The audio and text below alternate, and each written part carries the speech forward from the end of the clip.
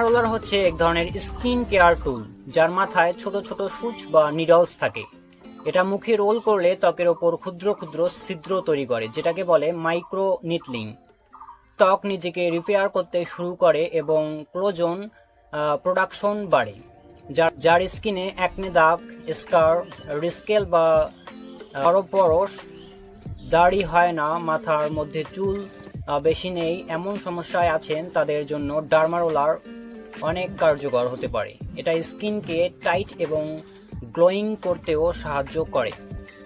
Roller ব্যবহার করার আগে মুখ ভালোভাবে ক্লিন করতে হবে। এরপর আস্তে আস্তে রোলারটিকে মুখের ওপর রোল করতে হবে, ওপরে নিচে ডানে বামে। তবে খেয়াল রাখতে হবে যেন খুব বেশি প্রেসার না দেওয়া হয়। রোল করার পর হালকা কোনো সিরাম যেমন ভিটামিন সি লাগাতে পারেন। রোলিং করার পর ত্বক সেনসিটিভ থাকে, তাই সূর্যের আলো এড়ানো ভালো। রোলার সবসময় পরিষ্কার রাখতে হবে। অপরিষ্কার রোলার ব্যবহার করলে ইনফেকশন হতে পারে।